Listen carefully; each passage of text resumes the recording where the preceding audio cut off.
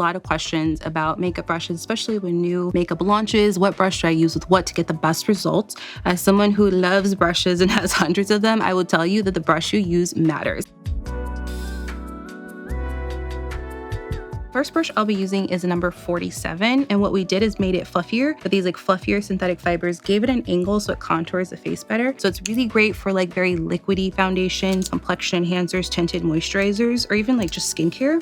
It fits really nicely under the eye too if you want to do like a quick conceal. It fits around the nose, which is super important. I would say this is the most basic foundation brush you can get that's really gonna change the game with a lightweight liquid foundation. This is my personal recipe, what I use every day, this brush, number 64. I really like this brush because it's domed and it's really dense, but those little white fibers on there are a little less dense than the base of the brush. So they kind of act as like an air brush. When you're choosing your brushes, the way you use your brush is very important. I'm picking it up and putting it in the brush. Almost looks like I've already used it, and I'll be buffing it on. If you have areas where you need a little bit more coverage, you could kind of bounce. It's a really great hybrid brush. It just kind of does it all. I do like to keep my brushes and makeup products pretty simple, so I love that this brush can do so much. So next I'll be using the number 70, which is kind of similar in shape. When you see a brush that's super dense and the hairs are super short, it's actually going to be a little tougher, a little stronger for full coverage foundations. And we're just going to bounce. And you can kind of see where the coverage is, even though it's kind of blended, but it's giving like a very full coverage appearance.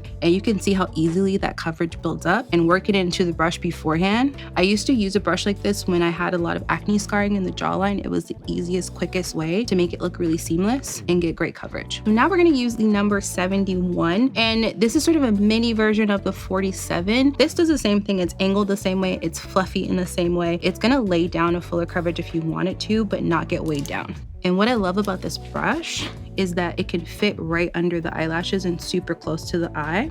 It's really nicely under the brow. If you're using like a contour, you can flip it around and use just the edge to go straight down the nose. You can also go around the nose too. Would you ever recommend this brush for any powders or just liquid? Yeah, say if you're using powder and liquid, either wipe your brush off really well or have two. Okay. Because it's kind of like you're baking a cake. You're mixing dry ingredients, wet ingredients, you're gonna get a cakey brush. For our last brush, this is another favorite of mine, the 93. It fits the contours of the face really nicely. I'm just pressing it in the under eye. That long tip, again, fits really nicely underneath the eye so I can get really close. This brush is slanted, but it has like a belly to it. I call it the belly of the brush, and it has this more elongated part. So I'm gonna use the belly of the brush. Now we're just gonna apply blush today, but it also has this really nice shorter edge you can use to apply contour. You would use a shorter edge and drag it this way. You can flip it over and apply highlight here, and it's basically a highlight brush. So I hate to spend your money for you, but that blush looks really good on you. No, I'm definitely influenced. I've had that in my wish list for a while, so I think I'm gonna go for it. So we use these brushes today, so hopefully that answers some questions for you when you're putting on your complexion and trying to figure out the best tool to use. Yeah, I hope you had fun today. I did. I added to your shopping list. Definitely, yes. Yes.